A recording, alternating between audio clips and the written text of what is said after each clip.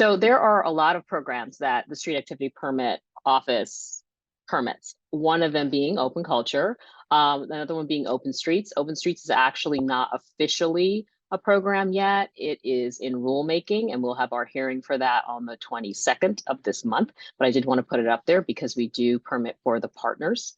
We Bike the Block, which is a DOT program, Summer Streets, Car Free Earth Day, which is going to be coming up on the 20th, bid multi-block events, Water on the Go, National Night Out for PD, as well as FDNY. All of these are agency programs and cultural and art programs and civic programs that we also permit across the city. And in addition to that, we permit specific individual activities.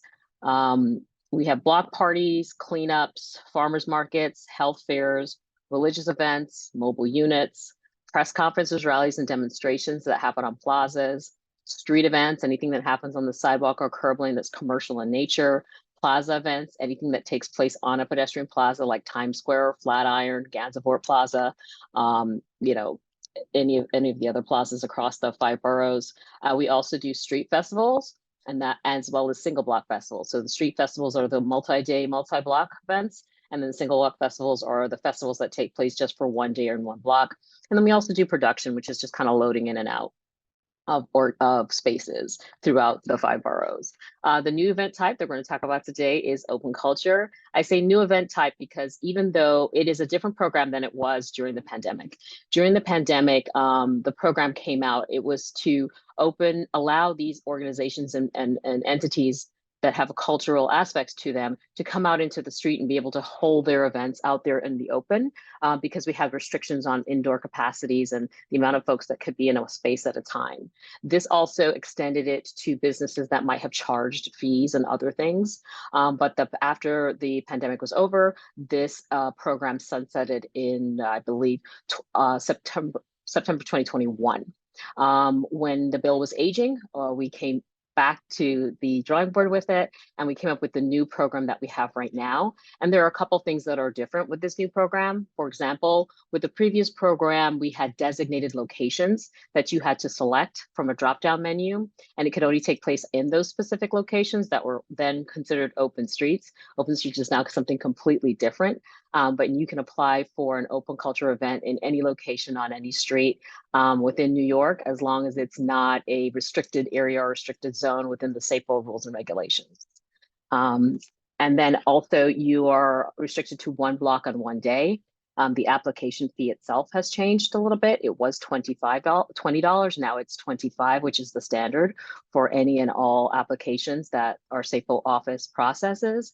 You still have the 15-day deadline, which is more than a civic application, but we do not have that restriction of having to reply back within 5 days, because it's a little bit, again, we have more applications that we're processing. So we understand that we may not get back to you in exactly 5 days, but you still have that 15-day time period in which we're going to be processing the application for the open culture event.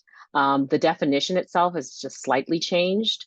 It is now specifically open to anyone that qualifies under the auspice of art or cultural institution, and that open culture events have to be free, they must be open to the public, and they should offer free services or information to the community, and that there is no fundraising or the sale of goods and services are allowed. So I know that previously fundraising was allowed in the street. There was collection of money that is no longer allowed under the new open culture rules. And that goes back to the fact that it is no longer a pandemic program. And we have to adhere to the rules and regulations of the city that no one can make money off of the city streets without paying something back to the city. So we consider these events to be fully civic in nature. And so therefore that aspect of fundraising and sale of goods and services has been removed from the new open culture program.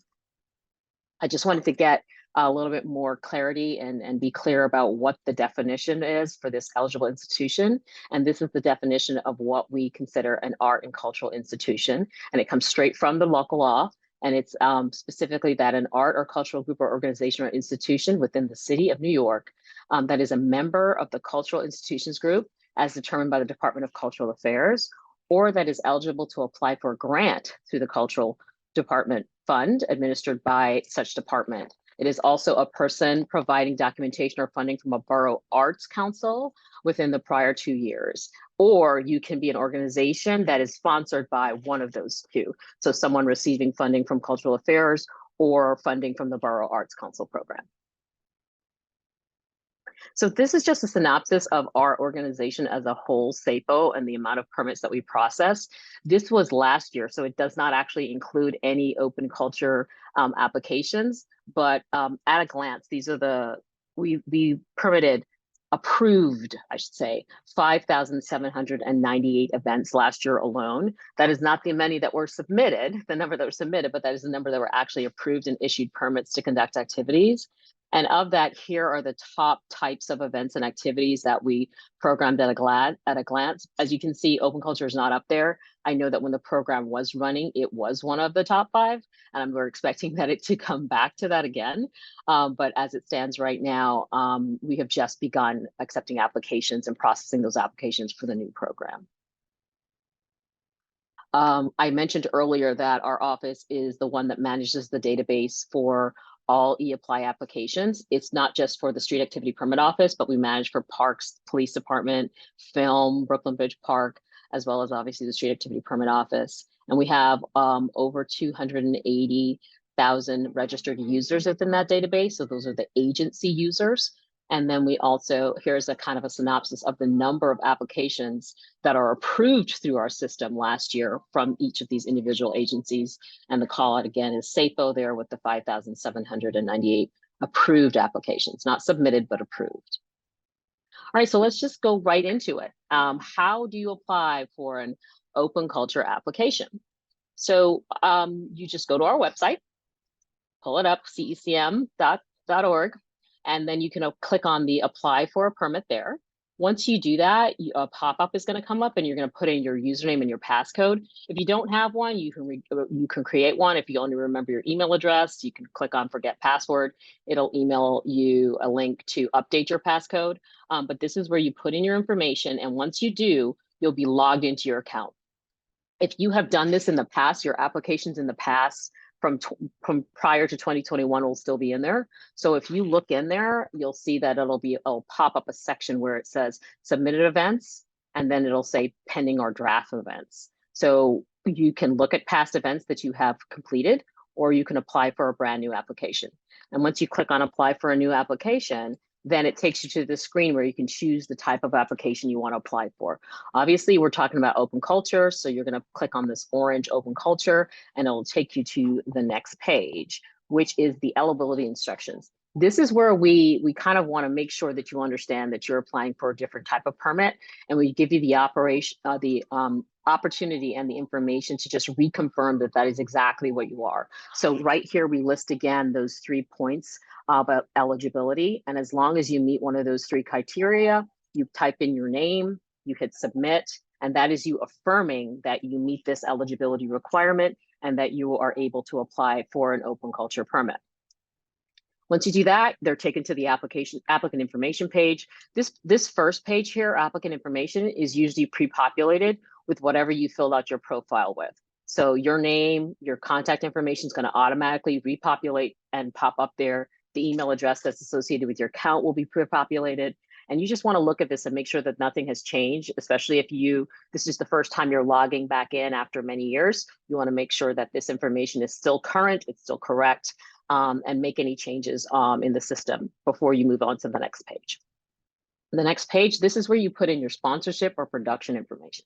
Now, this is key because you can be coming in as an open culture person from an applicant standpoint. Maybe you're in the 3rd category and you are an individual, but you're being sponsored by an art and cultural institution. And so therefore, if you're being sponsored by the art and cultural institution, you want to make sure that their information is listed here and it's correct.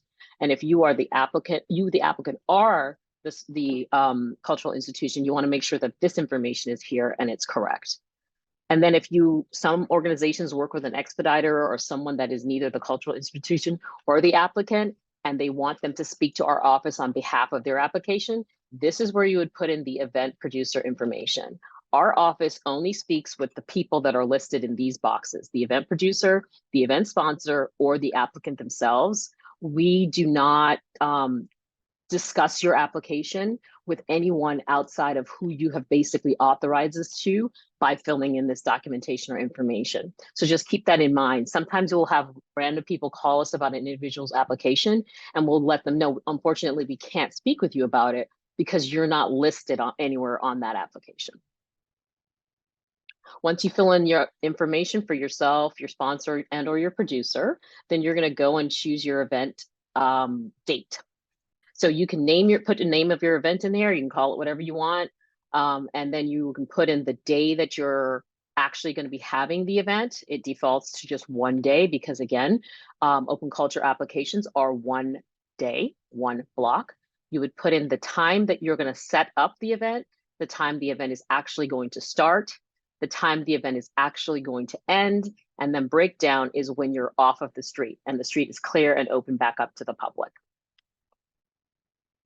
The next tab, you're going to make sure that you're putting in your right street. Now, this is a little bit different because, again, in the past, you have selected from a drop-down menu. So you just be careful when you're putting this in that you're putting in the correct name and not the nickname of the street, because if you're not using the correct name, it'll kick you back out. So you want to make sure you're typing in the right name of the street and the right cross streets to ensure that it accepts that location, and you can move on to the next bucket.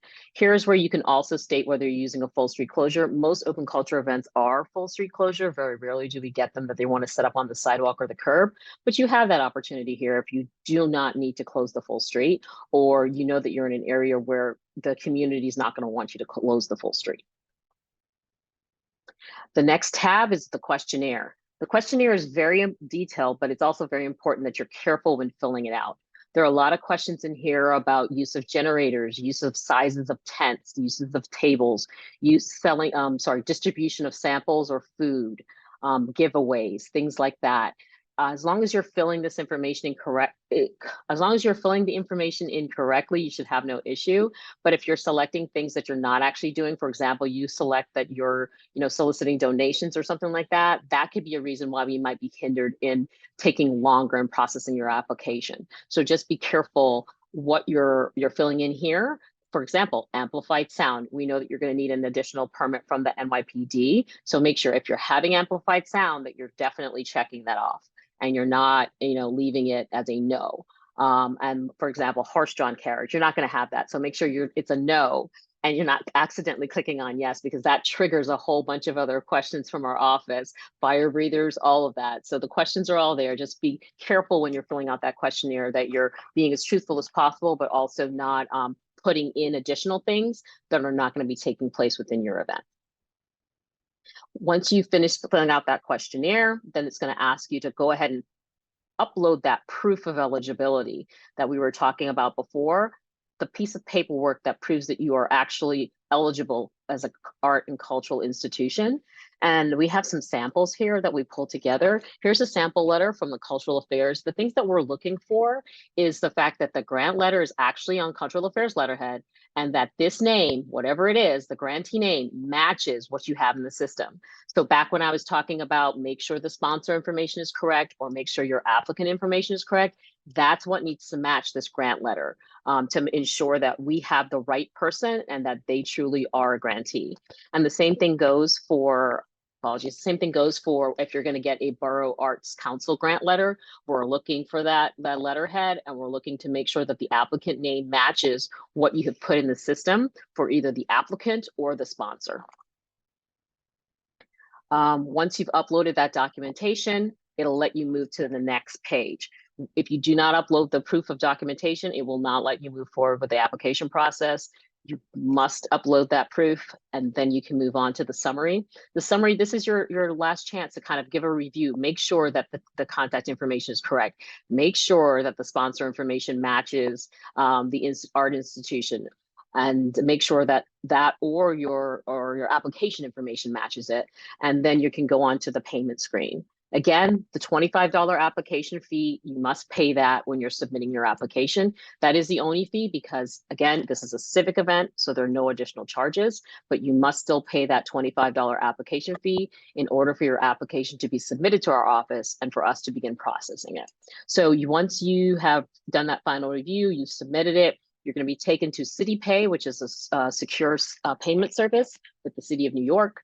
You put in your billing information, you pay the $25, and then your application whizzes away into our pipeline. So most people, and sometimes people get a little bit confused and they say, oh, well, I submitted my application, I'm fine, everything's done. That is not the case.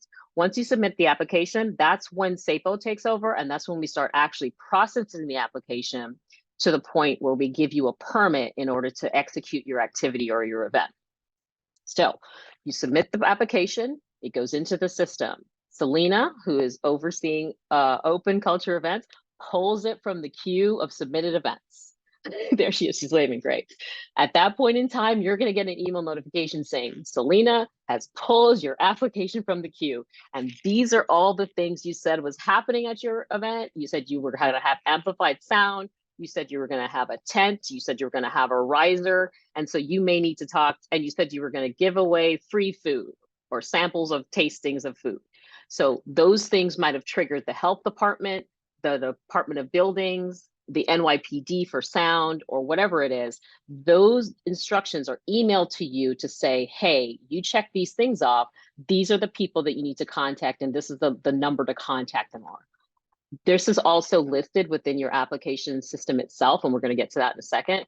But you do get an email with a summary stating, this is all the things you said you were going to do, and these are all the people that you need to contact to get the support permits in order to do those things.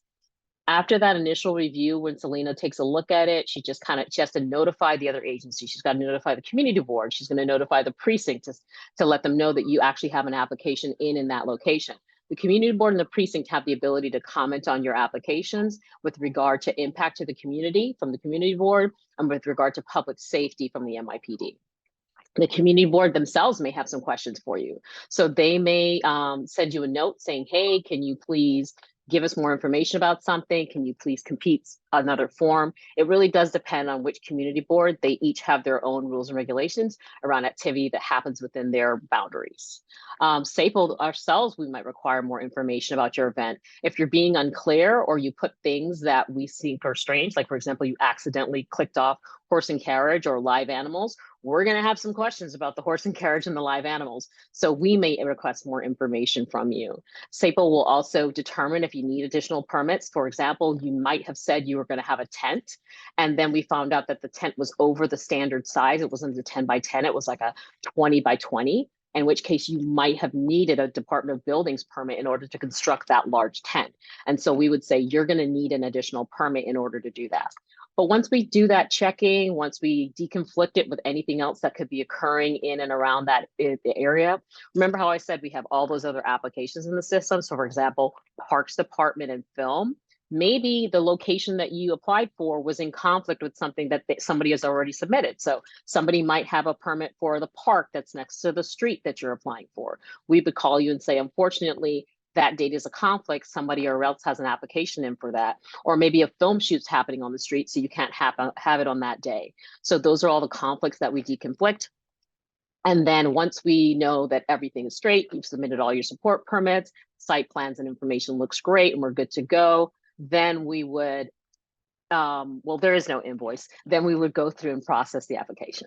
The only time there would be an invoice is if we were to say, this actually isn't a civic event and it doesn't classify as an open culture. Would you like to do a different type of permit? Then we would work with you with moving and changing those things. All right, so once you've hit submit, then you can also go back and look at all your submitted events and click on them and review what is happening. So once you've submitted it, you can log back into your account.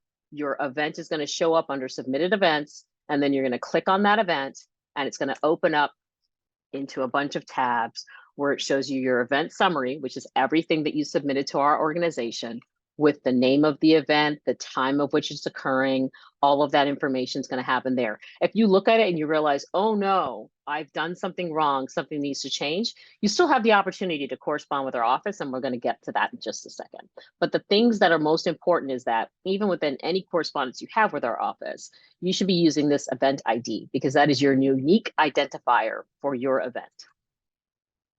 You can go ahead and look at the location that you put in. Sometimes you think you may have put in one block, but when you look at the map, you actually realize that you might have put in 3 blocks because of the way the street is situated. And so just know that we're going to come back to you because, again, open culture is for 1 block for 1 day. So we're going to have questions and make sure that you understand that you can only permit 1 block of the street for your event and activity. But you can look at that under locations, which shows you the location and also a map view. The next thing is the instructions. Remember I said that if you checked off all of these different things, that there are people that you need to reach out and talk to, this is also located in your instructions tab. So even though we send you an email, it's also still always sitting on your submitted application. You can just click on that tab and go to the instructions. So for example, that sound permit with NYPD, it tells you which precinct you need to go to, the address of the precinct, and the telephone number. So you can call them to get that sound permit for your event or activity. Same thing goes with any other box that you checked off where you would require a permit. That information and contact information of who you need to contact for that support permit is all listed under instructions. Then we can go to event summary. So if you click on your event summary, it's going to show you exactly what documentation you're missing. Sometimes we get people that submit applications and then they're like, oh, we're fine. And then we start getting calls and emails like a week or so before saying, why haven't I received my permit yet?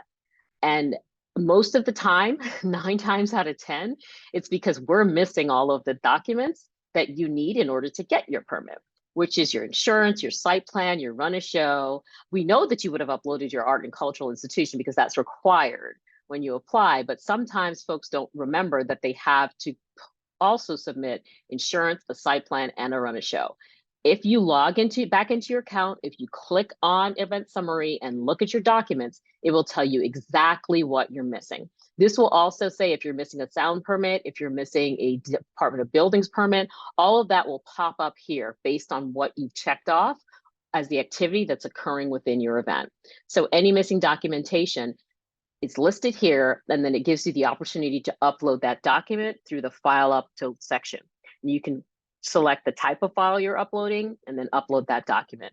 And here are just some samples of the documentation that we're looking for. Like I said, these are the 4 main things: the site plan, the production schedule, the run a show, and insurance. And here's just a sample of, some different samples of site plans. Like, this is what we're looking at. We need the street. We need the cross street. We need the structures that are going to go on the street. So this is one where we're just using the sidewalk. Here's an example of us using the sidewalk and the curb lane. And here's an example of us using a full street to just do all sorts of cultural activities. So you can have cultural vendors that are giving away or doing demonstrations. You can have vendors with vehicles that are giving away information. This is just an example of what it would look like if you're going to close the street and do a cultural type festival. We're also looking for a run a show and or a production schedule, depending on the build. Production schedule may not be necessary if you're not putting up any structures, but definitely a run a show, especially if you have a stage or a platform that you're going to be having engaging and you're going to have people doing presentations or speaking, then we need to understand what's going on during that time and what action is taking place and where it's taking place. And it should correspond with whatever you put on your site plan. After this is the correspondence section, which is a very, very important section across as the tabs across the top. Like I said, we talked about your event itself. You talked about where we can find the locations. We've talked about the instructions, which are, where you can reach out to precincts or health department or whoever to get your support permits. We talked about the document upload. And this is correspondence. Correspondence is where you can actually chat back and forth, like iMessenger, with your SAPO representative, which is Selena in this case. So Selena might send you a note here saying, hey, I haven't gotten your site plan, your run a show, or anything. And you can reply to her with regard to what's missing or why it's missing. You can have questions about what activity can take place on the street, and Selena will get back to you.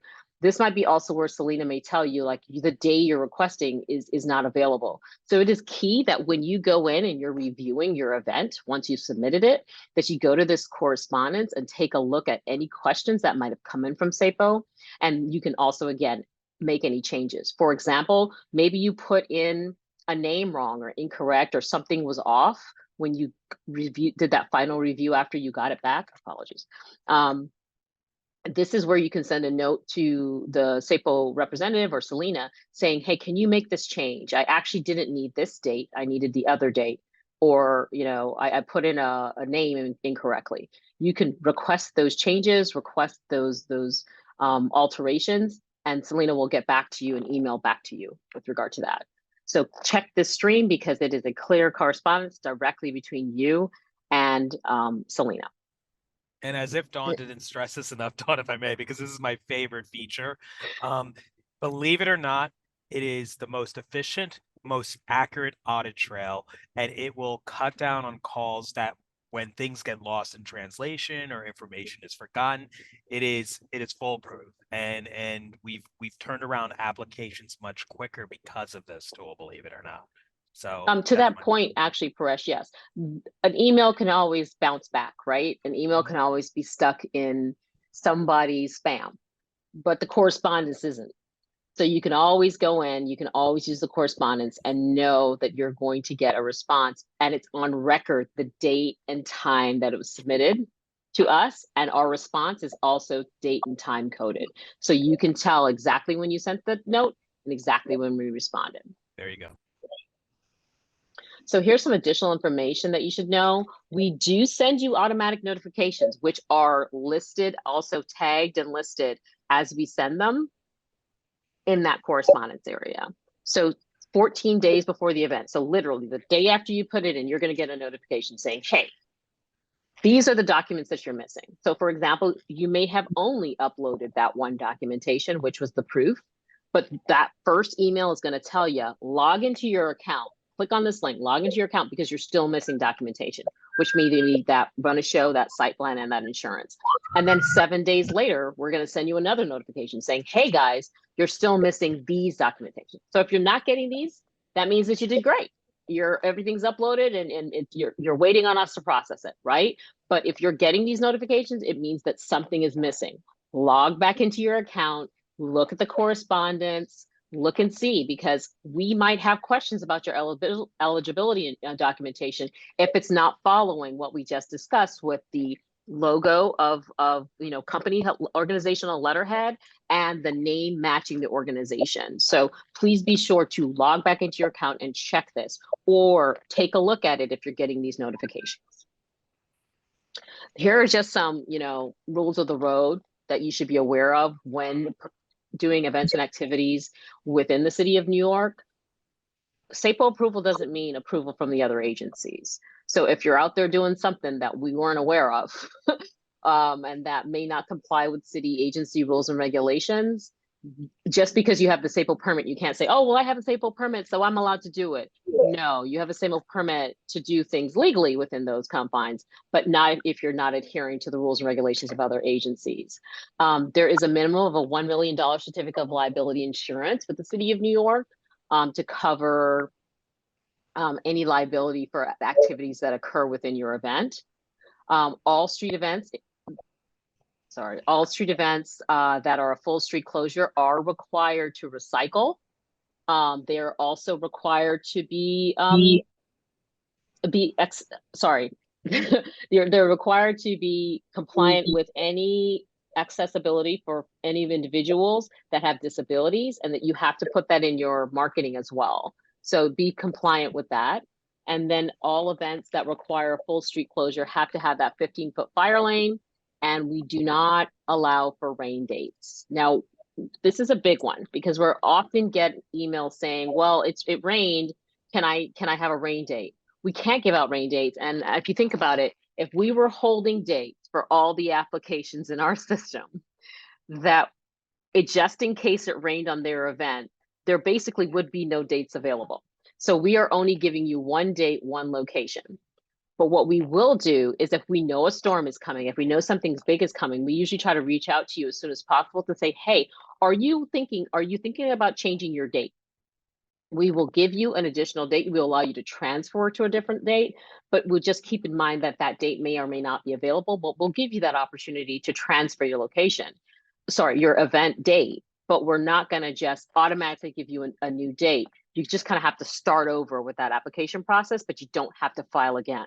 We'll move the date to the new proposed date that you would like to transfer your date to, and then we start the process over again. We re-notify the community board, we re-notify the precinct and say, hey, we're looking at a new date now. This individual would like to transfer the date from the 16th to the 27th. Okay. And then that's about it. Oh, yes. There are cases in which your application may be denied.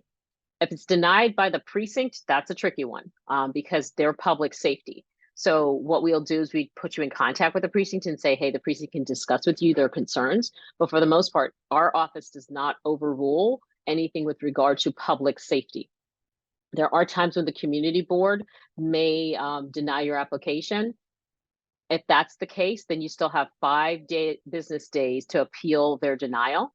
And if they're and you can appeal that denial to the SAFO director, which is Ray. Now, if Ray supports the community board and continues to deny your application, then you have 5 business days from his denial to appeal to myself, the executive director, to see if I will overrule Ray's decision of denial as well. So you do have a recourse if you are denied on each level. More than likely, if the community board denies you, they'll usually deny you with conditions. So as long as you meet those conditions, more than likely you're going to receive, your permit, or they will overrule or modify that denial. There are some other resources that you can use. You can go ahead, you can find events on our website. So if you go to our website, go down to find events, you can search any event that's happening citywide within our database. You can do it directly on our website. It's a little bit easier. You can screen it. You can filter it by the type of event. And this is to also state that your events are pushed out to our website as well as to Open Data once they're approved. This is only approved events that are pushed out. And Open Data is here. It's the national database that has everybody's approved application. So us, PD, everyone is in that database, and that is standard information that our office is required to push out to Open Data because we're transparent. Obviously, the only information that's on there is the date of the application, the title of the application, and the type of the application.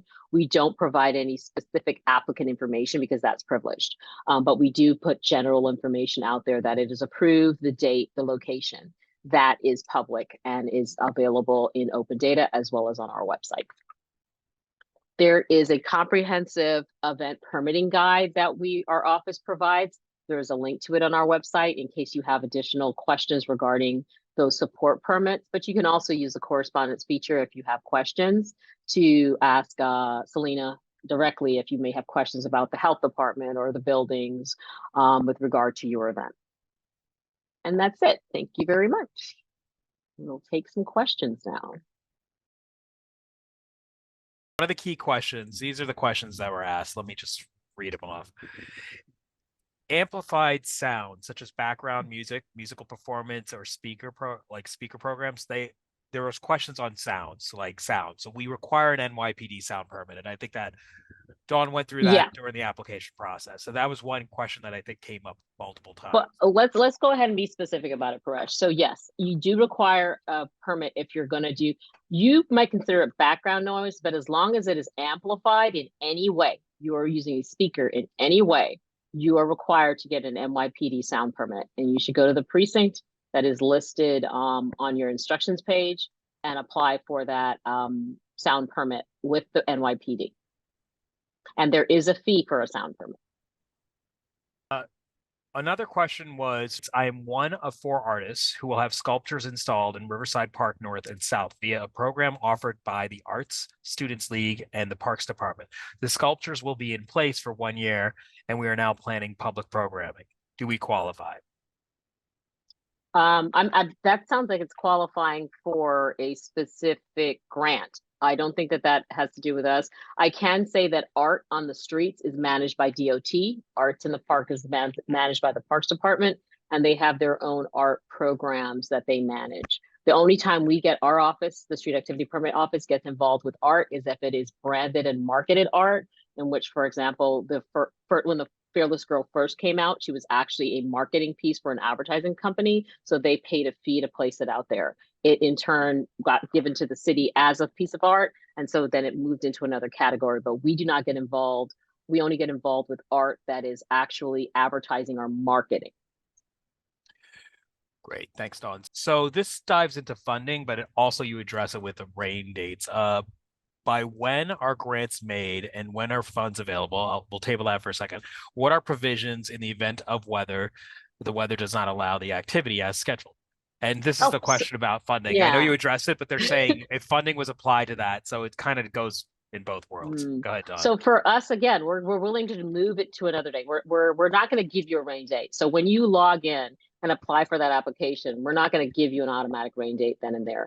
If it is inclement weather, if it is beyond like the flooding that we had, or if an earthquake, we had an earthquake today, right?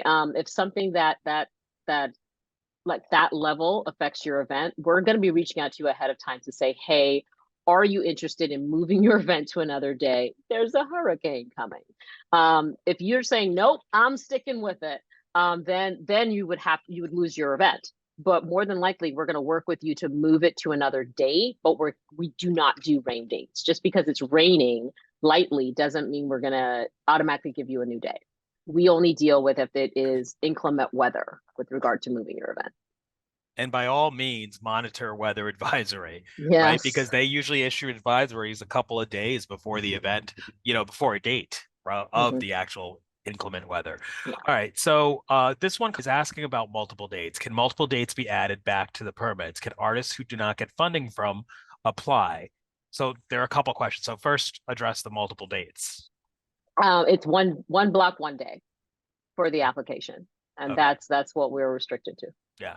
And basically you can submit as many applications as you want, right? Yeah. But it's one application, correct?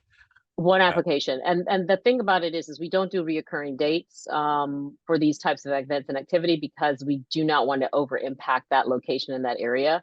We may not allow you to do back-to-back weekends. We definitely wouldn't allow you to do back-to-back days in these locations because again, it's not a fixed street. It is anywhere within the city confines of the city of New York, as long as it again does not fall within an area that we are restricted in permitting based on our rules. And I say that because in Times Square, there is kind of an area, you should look into our rules within the boundaries of Times Square. I believe it's between 6th and 8th and between 42nd. I can't remember what the Yeah, and blocks are, forgive me, I but couldn't find it, so I didn't have time to it's in find the it, I should rules. say. It's in the rules, yeah. You're not allowed, we're not allowed to close streets in those locations. So we would never issue a closure of a street in that location. Right. One of the Okay. questions, so people can apply for, can submit multiple applications. And it sounds like that's fine as long as they're not like for consecutive days or anything like that. Okay. Then another question is, if we're not grantees but are a cultural nonprofit, are they eligible? No, they have those eligible institutions are just it. Now, if you are a civic organization and you just want to do a civic event and activity, you can do that. That's no problem. We have a civic application. It's just like any other street application. You submit it. The deadline is 14 days as opposed to 15. Pay the application fee, and then we would process it as a standard civic event. There wouldn't be any fees associated. Okay. Does the application have to be submitted 15 days prior, or can it be submitted even before that? Oh, please submit it before then. The deadline is 15.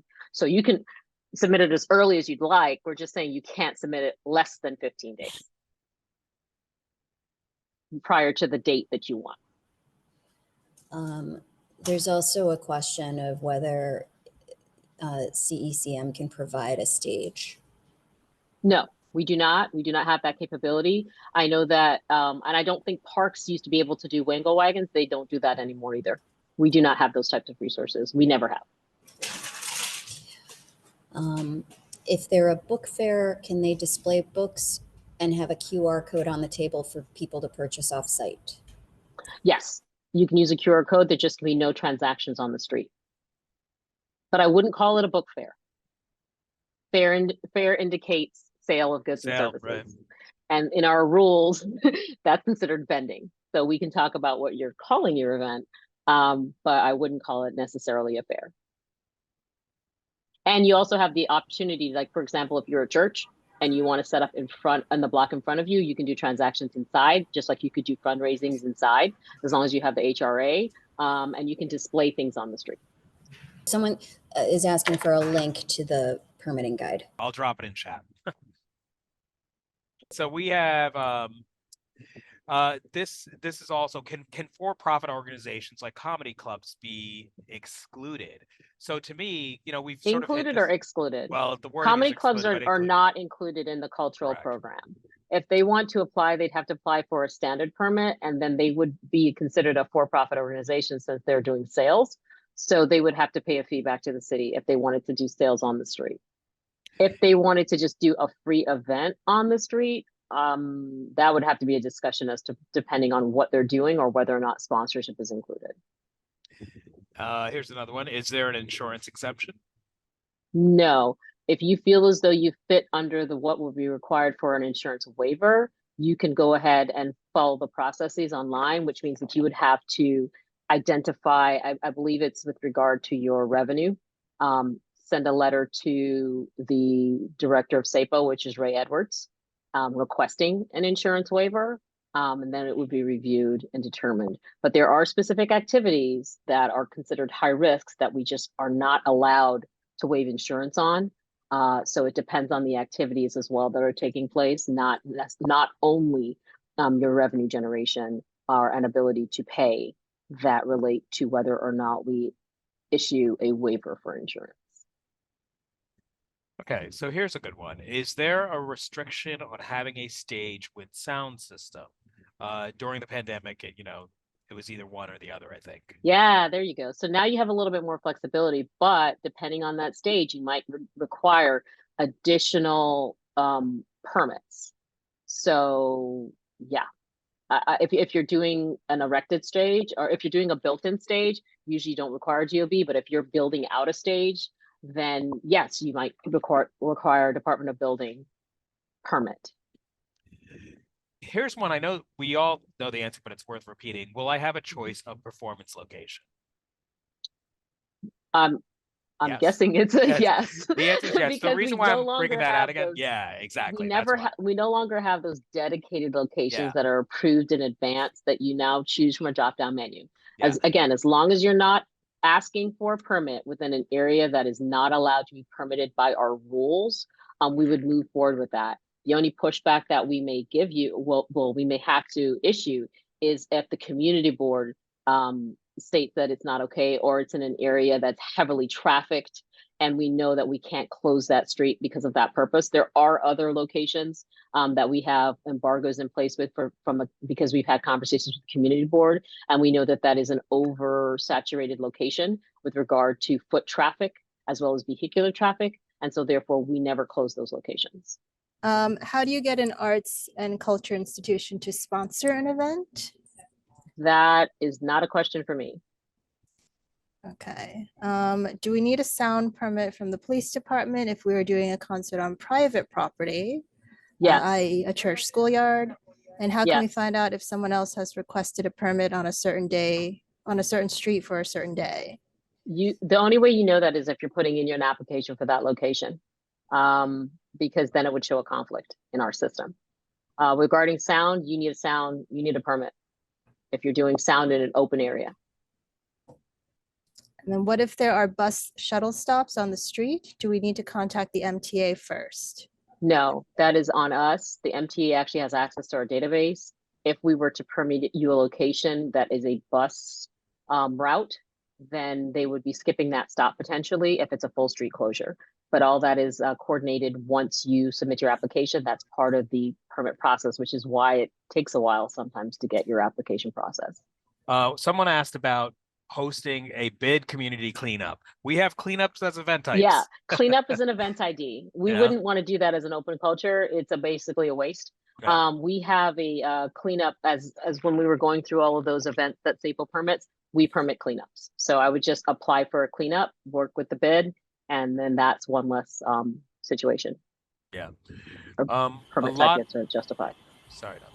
A lot of the rest of the questions fall in the camp of like curiosity about the open culture program from a cultural affairs perspective or from the arts, councils at the various boroughs perspective. Mhm. So anyone that's on this call that has those questions, I encourage you to reach out to either of those entities, right? Either your borough's arts council or Department of Cultural Affairs. There's a question about why, if there could be some clarification about the need for these to be DCLA or Arts Council programs. There are nonprofit arts organizations that don't get that funding. Then they should apply for a regular application with our office and apply for a civic permit. This is just a specific category that we created for those people that fit that eligibility as written in the law. But if you go to our SAFER rules and regulations, any organization that is a nonprofit organization that wants to host a civic event, just apply for a street event. Paresh, do you have the link to where it's the definition of a civic event on our website?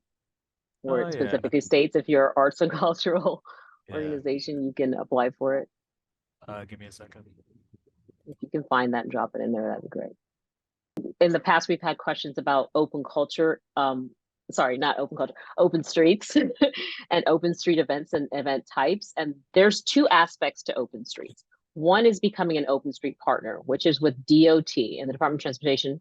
You would need to go through their process if you want to become an open street partner with the Department of Transportation.